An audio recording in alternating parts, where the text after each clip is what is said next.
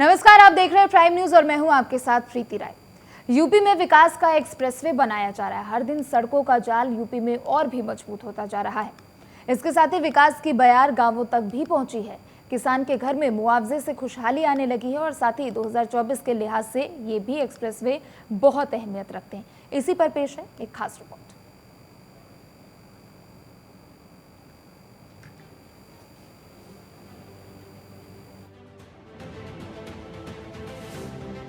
कहते हैं विकास का रास्ता सड़क से होकर गुजरता है। केंद्रीय मंत्री नितिन गडकरी 2024 तक अमेरिका की टक्कर की सड़कें बनाने की बात अक्सर करते रहते हैं। यूपी में जब बजट पेश हुआ तो राज्य में भी एक्सप्रेसवे को लेकर बड़े ऐलान किए गए। योगी सरकार ने एक्सप्रेसवे नेटवर्क के जरिए विकास का खाका राज्य की जनता के सामने रखा है। यूपी के वित्त मंत्री सुरेश कुमार खन्ना बजट पेश करने से पहले लखनऊ के एक मंदिर भी पहुंचे थे। वहां से वो सीधे यूपी विधानसभा आए। अब आइए आपको हम बताते हैं कि एक्सप्रेसवे के बारे में बजट में क्या कुछ रहा। यूपी में 16 घरेलू एयरपोर्ट और 5 अंतर्राष्ट्रीय एयरपोर्ट भी बनेंगे। इतना ही नहीं, सरकार की ओर से यह भी दावा किया गया कि इन एक्सप्रेसवे के किनारे किनारे उद्योग लगाने की भी तैयारी की जा रही है। मतलब जिनकी जमीनें अभी अधिग्रहित नहीं हुई हैं, वो इसका इंतजार कर रहे हैं। बीजेपी सरकार के कार्यकाल में तैयार हो रहे 10 एक्सप्रेसवे प्रदेश की 80 लोकसभा क्षेत्रों में बड़ी संख्या को कवर करते हैं। इसको समझने के लिए हमने सभी एक्सप्रेसवे के रूट का आकलन किया है। चलिए अब आपको एक बार सिलसिलेवार बता देते हैं कि तमाम एक्सप्रेसवे का मौजूदा हाल क्या है। दिल्ली मेरठ एक्सप्रेसवे, दिल्ली से मेरठ को जोड़ने वाले एक्सप्रेसवे की लंबाई 96 किलोमीटर है। पश्चिमी उत्तर प्रदेश के तमाम जिलों से दिल्ली आने वाले लोगों को बड़ा फायदा हुआ। दिल्ली से गाजियाबाद और मेरठ को यह जोड़ता है।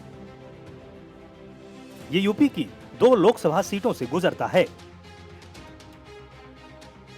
पूर्वांचल एक्सप्रेसवे 341 किलोमीटर लंबा ये एक्सप्रेसवे शुरू हो चुका है।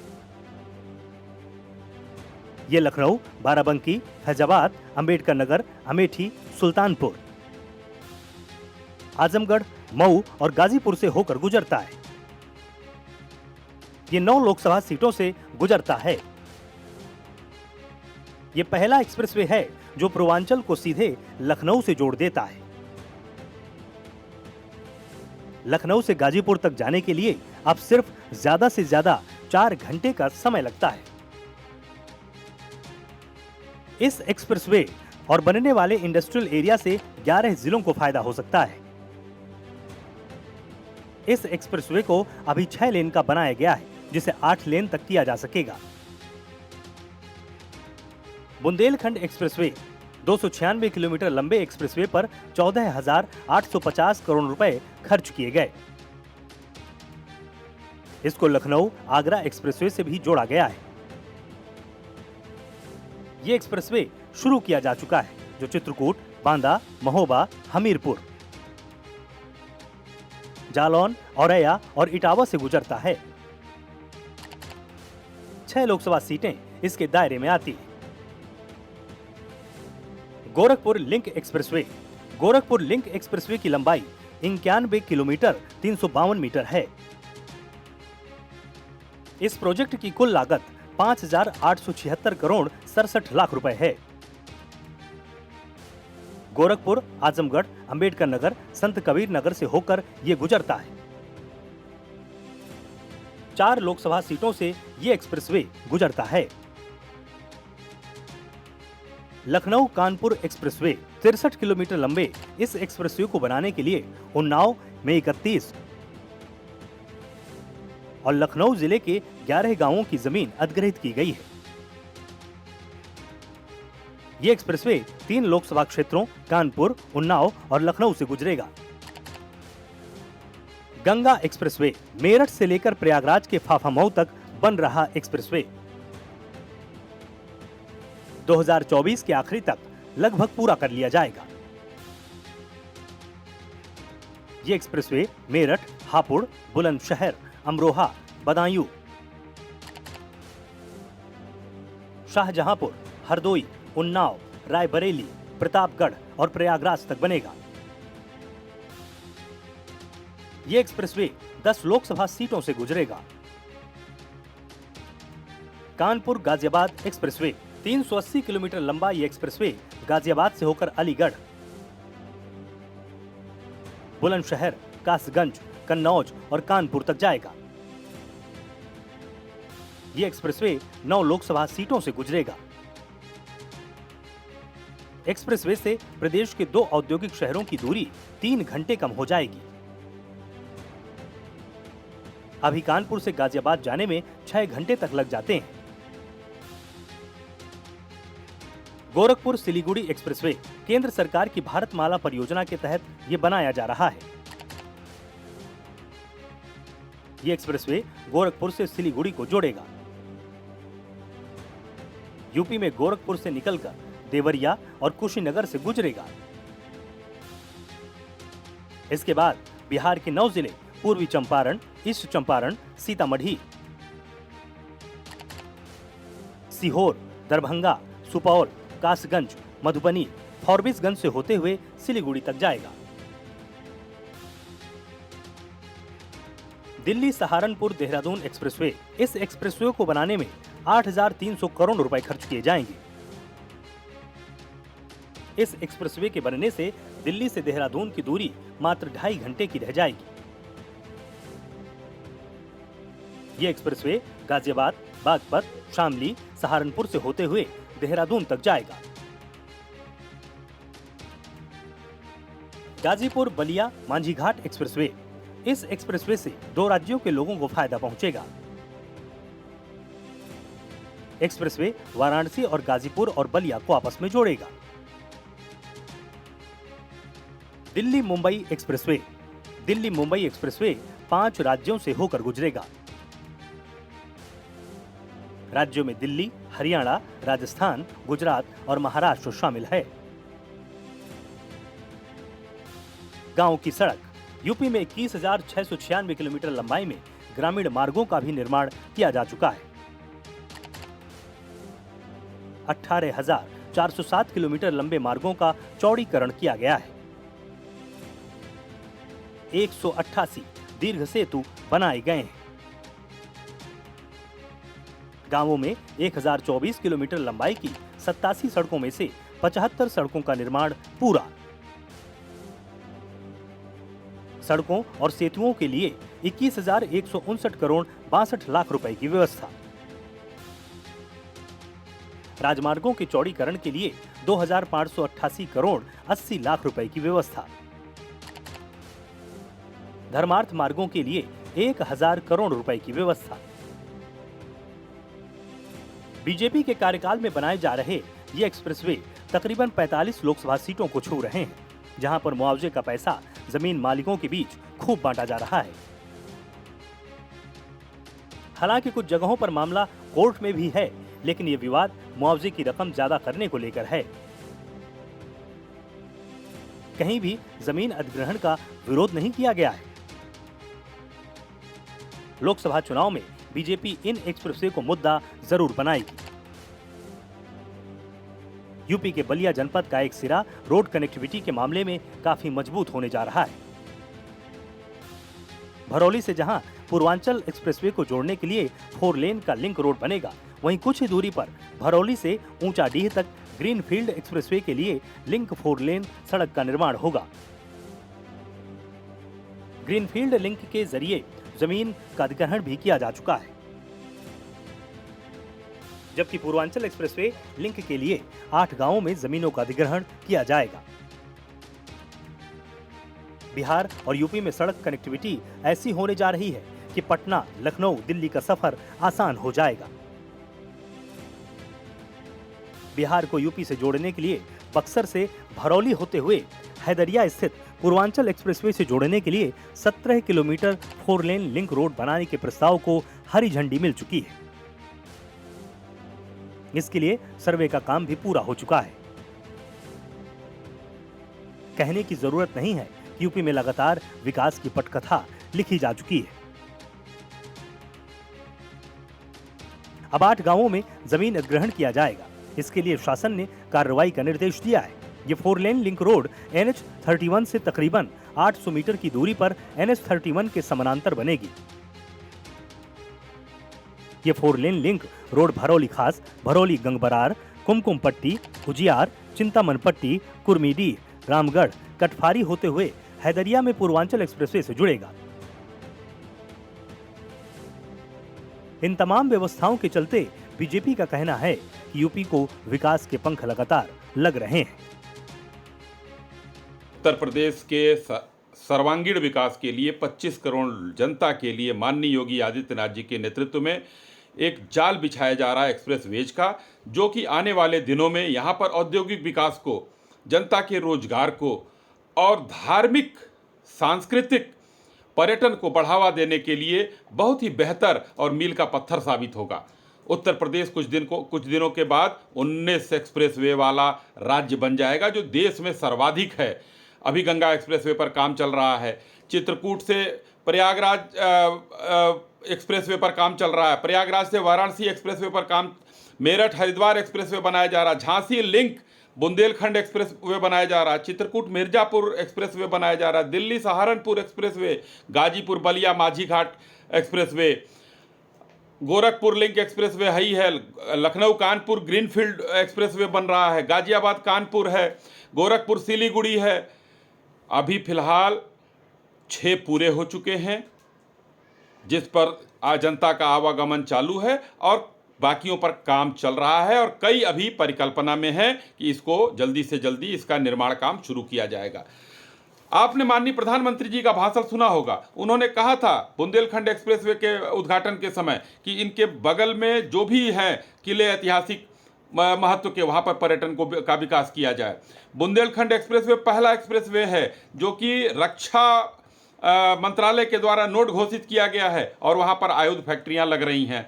इसी तरीके से हर जगह पर कुछ न कुछ बेहतर प्रयास किया जा रहा है। 35 लाख करोड़ का जो इन्वेस्टमेंट आया है उत्तर प्रदेश में, वो इन्वेस्टमेंट अधिकांशतः इन्हीं एक्सप्रेसवे के वजह से आया है और कानून व्यवस्था की वजह से आया है। इसलिए उत्तर प्रदेश के निवासियों के लिए अब मुस्कुराने का वक्त आ गया है कि उत्तर प्रदेश उत्तम नहीं सर्वोत्तम प्रदेश बनने के कगार पर है। इसके अलावा गाजीपुर के जंगीपुर से बिहार के छपरा स्थित रिविलगंज तक बन रहे ग्रीनफील्ड एक्सप्रेसवे को भी जोड़ने के लिए भरौली से ऊंचाडीह तक 17 किलोमीटर का 4 लेन लिंक रोड बनेगा। ये लिंक रोड भरौली से शुरू होगा और ऊंचाडीह में ग्रीनफील्ड एक्सप्रेसवे से जुड़ेगा। कनेक्टिविटी को मजबूत करने के लिए भरौली बक्सर के बीच गंगा पर नया पुल बन रहा है, जो कुछ ही महीनों में चालू होने वाला है। वहीं पूर्व का बना पुल क्षतिग्रस्त होने के कारण भारी वाहनों के लिए प्रतिबंधित है। अधिकारियों के अनुसार नया पुल चालू होने के बाद इस पुल को भी मरम्मत कर चालू किया जाएगा। बिहार से पूर्वांचल एक्सप्रेसवे तक लिंक रोड का निर्माण NHAI बक्सर की ओर से किया जाएगा और जमीनों का अधिग्रहण इनके द्वारा ही होगा। मेरठ से लेकर प्रयागराज तक बन रहे गंगा एक्सप्रेसवे पर काम दिन रात चल रहा है। रायबरेली के एहार गांव के बरुआ हार नाम की जगह पर बड़ी बड़ी मशीनें काम में लगी हुई हैं। इन मशीनों की आवाजाही और मिट्टी ढो रहे ट्रकों से निकली धूल आसपास के गांवों के घरों में अंदर तक पहुंचती है। लेकिन यहाँ के लोगों के लिए ये कोई खास परेशानी की बात नहीं है। कई किसानों की जमीनें ली गई हैं और बदले में अच्छा खासा मुआवजा भी उनको दिया गया। इसका असर इन गांवों के आर्थिक हालात पर भी दिख रहा है। राजनीतिक नजरिए से देखें तो यूपी में बन रहे तमाम एक्सप्रेसवे और इनके जरिए बांटा जा रहा मुआवजा चुनाव जीतने का सबसे बड़ा फॉर्मूला और वजह बन सकता है। भारत में उत्तर प्रदेश पहला ऐसा राज्य है जहां 13 एक्सप्रेसवे हैं। ये सभी कुल 3200 किलोमीटर की दूरी तय करेंगे। इनमें 6 एक्सप्रेसवे पर वाहनों की आवाजाही शुरू हो चुकी है। इनमें से यमुना एक्सप्रेसवे और नोएडा एक्सप्रेसवे मायावती सरकार और लखनऊ आगरा एक्सप्रेसवे अखिलेश सरकार के समय बने हैं। उत्तर प्रदेश की बहुत अच्छी छवि बनी है। ये एक्सप्रेस हाईवे बहुत ज़्यादा कनेक्टिविटी हुआ है। जो यहाँ से गाजीपुर की डिस्टेंस किसी टाइम पे 8 से 10 घंटा लोगों को लगा करता था, आज 3.5 से 4 घंटे में लोग इस सफर को पूरी कर रहे हैं और ये गवर्नमेंट की बहुत बड़ी अचीवमेंट है। उत्तर प्रदेश की जनता किस तरीके से उत्तर प्रदेश के सरकार से खुश है, चूँकि काफ़ी देखा जा रहा है कि पूर्वांचल एक्सप्रेस वे और तमाम यमुना एक्सप्रेस वे उत्तर प्रदेश सरकार ने दिए हैं, इससे आप क्या सोचते हैं? नहीं, इससे तो सोचना ये है कि बहुत ही अच्छा है। हम तो एक कम समय में बहुत जल्दी अपने रास्तों को या सफ़र को कम कर ले रहे हैं। आने जाने की सुविधा है, मार्केट और उसमें व्यापार के संबंधित बहुत अच्छी चीज़ें हैं कि भैया जो सामान हमें बहुत देर में मिलता था, एक्सप्रेस वे के वजह से हमें बहुत जल्दी सामान पहुंच जाता है। उत्तर प्रदेश में नेशनल हाईवे बनने से बहुत कुछ लाभ हुए हैं, जैसे कि नेशनल हाईवे होने के कारण आज के टाइम में ट्रांसपोर्टेशंस को लाभ हुआ है, ट्रांसपोर्टेशंस में वृद्धि हुई है, मोटर मालिक को काम मिला है, प्लस और भी लोगों को बेरोजगार से रोज़गार मिला है, जैसे कि हाईवे में ढाबे खुले हैं, रेस्टोरेंट खुले हैं, जिससे कि आपको दूसरे लोगों का भी रोज़गार बढ़ रहा है, प्लस हमारी दूरियां कम हो गई हैं। आज के टाइम हमें को कहीं को 4 घंटे का सफ़र तय करना होता था, अब वो हम 2 घंटे में तय कर ले रहे हैं। ये नेशनल हाईवेज होने के कई फ़ायदे हैं और ये और सिर्फ एक ही सरकार के थ्रू हो रहा है, जो उत्तर प्रदेश की सरकार है, यानी मोदी जी और योगी जी की सरकार। और ये सारे कार्यकाल जो है योगी जी के द्वारा किया गया है और जो बहुत ही उच्च कार्य में से एक है। और सिटी में जाम का भी प्रॉब्लम हट रहा है हाईवे की वजह से, और इसमें जो सिटी के अंदर जाम लग जाती थी, ट्रैफिक हो जाती, उसमें बहुत सा नुकसान हो जाता था। स्टूडेंट है जिसे हो जाता था, वो हाईवे से अब आदमी हर इंसान को सुरक्षित और एक सुविचार साधन और जाने का आने का रास्ता भी है, और ट्रांसपोर्ट कंपनी का भी नुकसान होने से ज़्यादा मतलब बचत हो रही है।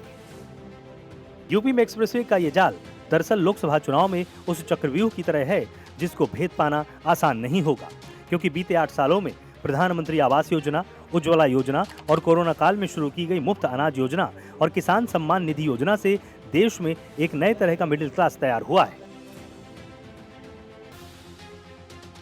इनमें ज्यादातर लाभार्थी किसान हैं। इन किसानों में एक बड़ा हिस्सा उन लोगों का है जिनके लिए खेती कई सालों से घाटे का सौदा साबित हुआ है, लेकिन रोजगार का कोई दूसरा साधन न होने की वजह से खेती ही एकमात्र आय का साधन था। लेकिन सरकार की इन योजनाओं से जो राहत मिली है, उससे इन घरों के युवाओं में महत्वाकांक्षाएं भी बढ़ी हैं। लेकिन एक्सप्रेसवे के लिए ली गई जमीनों के बदले में मिले मुआवजे ने इनको लोअर मिडिल क्लास से उच्च क्रय क्षमता वाले समूह में पहुंचा दिया है। अंदाजा इस बात से लगा सकते हैं कि जिन किसानों की सालाना आय 4 से 6 लाख हुआ करती थी, उनको एक मुश्त 30 लाख से 1-1 करोड़ रुपए का मुआवजा मिला है। का बेनिफिट यही है भाई, जो भी यहाँ से मतलब ट्रैवल करते हैं लड़के, मतलब यहाँ से ये पूरा देखा जाए तो ग्रेटर नोएडा एक स्टूडेंट हब है। तो यहाँ से मान लो बॉम्बे से भी हैं, हैदराबाद से भी हैं और कई अंतर्राष्ट्रीय से भी आते हैं लड़के। तो उन्हें ट्रैवल करने में काफ़ी प्रॉब्लम होती है, पहले दिल्ली जाना पड़ता है या फिर ट्रेन पकड़ने के लिए पहले गाजियाबाद जाना पड़ता है। लेकिन अब डायरेक्टली हमारे पास में न्यू दादरी रेलवे स्टेशन बन जाएगा, तो यहाँ से जो है उनके लिए अप डाउन में आसानी हो जाएगी। तो काफ़ी सारे बेनिफिट है यहाँ पे। और भी यहाँ पर लोग मौजूद हैं, उनसे हम जानेंगे। आपका क्या नाम है भाई साहब? मेरा नाम गौरव है। गौरव जी, दिल्ली मुंबई कॉरिडोर बहुत जल्द यहाँ पर जो है बन जाएगा, यानी कि जो तैयारियां हैं वो लगातार जारी हैं। क्या मानते हैं कि इससे आने वाले समय में रोजगार के अवसर लोगों को क्या मिलने वाले हैं? रोजगार तो देखो सबको मिल ही रहा है, सोसाइटी वगैरह यहाँ पे जैसे भी हाईवे निकल रहा है, तो इससे जो सबसे ज़्यादा रोजगार बढ़ ही रहा है, घट नहीं रहा, बढ़ ही रहा है। कनेक्टिविटी की अगर बात करें, जो कनेक्टिविटी लोगों को मिलने वाली है, यानी कि दिल्ली और मुंबई की जो दूरी है वो घटकर कम हो जाएगी, उसके लिए आप क्या कहना चाहते हैं? वैसे ग्रेटर नोएडा अच्छा एरिया है, तो एरिया है वैसे ग्रेटर नोएडा में रोजगार भी बहुत अच्छा मिल रहा है, ऐसी बात नहीं है सभी को। तो जिस दिन ये दिल्ली मुंबई कॉरिडोर बनकर तैयार हो जाएगा, क्या लगता है कि यहाँ पर जो लोगों का जो आना जाना है वो ज़्यादा हो जाएगा या ज़्यादा तो नहीं हो पाएगा? वैसे भी आगे को बंदे बढ़ते ही जा रहे हैं, पूरा ग्रेटर नोएडा से भी आगे, जैसे अपना ये हाईवे बन गया, ये अपना एक्सप्रेस, उससे भी आगे को बढ़ने पे ही है। और भी लोग मौजूद हैं, उनसे भी हम जानेंगे कि भी आने वाले समय में इसका क्या लाभ है। आपका क्या नाम है? सौरभ नाम है भैया। सौरभ जी, जिस तरह से दिल्ली मुंबई कॉरिडोर यहाँ पर बन रहा है ग्रेटर नोएडा, आने वाले समय में क्या मानते हैं कि क्या इसका लोगों को फायदा मिलेगा? बहुत फायदा है, लोगों को आने जाने में, ट्रैवलिंग करने में बहुत ज़्यादा फायदा होगा। और बहुत सारे लोग हैं जो कि ट्रेनों के लिए परेशान रहते हैं और बहुत लंबा रूट तय करना पड़ता है उन लोगों को, इससे बहुत फायदा मिलेगा। साल 2014 और साल 2019 के लोकसभा चुनाव में बीजेपी मोदी लहर के रथ पर सवार होकर सभी समीकरणों को ध्वस्त कर चुकी थी। क्या इस बार बीजेपी इन एक्सप्रेसवे के जरिए अपना रास्ता आसान करने की कोशिश कर रही है? क्योंकि जिन राज्यों में ये एक्सप्रेसवे बन रहे हैं वहां पर बीजेपी को खुद को अपना प्रदर्शन दोहराने के लिए किसी करिश्मे की ही जरूरत पड़ेगी। सवाल इस बात का भी कि क्या विपक्ष इन एक्सप्रेसवे को देख पा रहा है या अभी भी महज विकास को लेकर इनकार करने के बयानों से ही काम चल जाएगा। उत्तर प्रदेश में अलग अलग जगहों पर एक्सप्रेसवे बनने का जो काम है वो लगातार जारी है। आज हम मौजूद हैं ग्रेटर नोएडा के दिल्ली मुंबई कॉरिडोर के बाहर, यानी कि इस निर्माणाधीन साइट पर, जहां पर दिल्ली को मुंबई से जोड़ने का जो काम है वो युद्ध स्तर पर किया जा रहा है, क्योंकि सरकार की भी यही मंशा है कि लोगों को आने वाले कुछ सालों में बेहतर कनेक्टिविटी मिले। इस वक्त हम मौजूद हैं दिल्ली मुंबई कॉरिडोर एक्सप्रेसवे पर और आप देख सकते हैं कि यहाँ पर दिल्ली मुंबई कॉरिडोर एक्सप्रेसवे बनने का जो काम है वो लगातार जारी है। हालांकि कोविड की वजह से ये काम एक साल लेट हो गया था, लेकिन प्रदेश सरकार के जो मुख्यमंत्री हैं, यानी कि बीजेपी सरकार में जो उत्तर प्रदेश के मुख्यमंत्री योगी आदित्यनाथ हैं, उन्होंने जब उनका ग्रेटर नोएडा दौरा हुआ तो उन्होंने यहाँ के आला अधिकारियों को काम में तेजी लाने के सख्त निर्देश दिए। आप देख सकते हैं कि यहाँ पर जो दिल्ली मुंबई कॉरिडोर का जो काम है वो लगातार जारी है। सामने आप देख सकते हैं कि ये कंक्रीट मशीन मिक्सिंग प्लांट यहाँ पर लगाया गया है, जहाँ पर इस एक्सप्रेसवे निर्माण को बनाने में जो ये यहाँ पर मटेरियल है वो इसका इस्तेमाल किया जाता है। इसके साथ ही मैं दूसरी जगह आपको दिखाना चाहूँगा कि जो जेसीबी है यहाँ पर वो मिट्टी डालने का जो काम है उसका वो लगातार कर रही है। आने वाले कुछ सालों में, यानी कि ग्रेटर नोएडा से लोगों को मुंबई की दूरी तय करने में बहुत कम समय लगेगा। लोग मुंबई तक का जो सफ़र है वो एक्सप्रेसवे के द्वारा यहाँ पर कर सकेंगे। इसके साथ ही अगर यहाँ पर अगर रोजगार की बात की जाए तो आने वाले जो समय में लाखों लोगों को, यानी कि लाखों युवाओं की अगर बात करें तो उनको यहाँ पर एक बेहतर रोजगार मिलेगा। रोजगार के साथ साथ यहाँ पर नए नए जो औद्योगिक इकाइयाँ हैं वो भी खुलेंगी। नए नए यहाँ पर लोगों को रहने के लिए जो जगह है वो भी यहाँ पर आने वाले समय में मिलेंगी, क्योंकि जो ग्रेटर नोएडा अथॉरिटी का जो प्लान है उनका ये कहना है कि आने वाले समय में जब ये दिल्ली मुंबई कॉरिडोर बनकर पूरी तरह से तैयार हो जाएगा तो यहाँ पर जो वाहन है वो फर्राटा भरेंगे। आने वाले कुछ सालों में इसकी जो संभावना है पूरा होने की जताई जा रही है। ग्रेटर नोएडा से नदीम सैफी, प्राइम न्यूज़।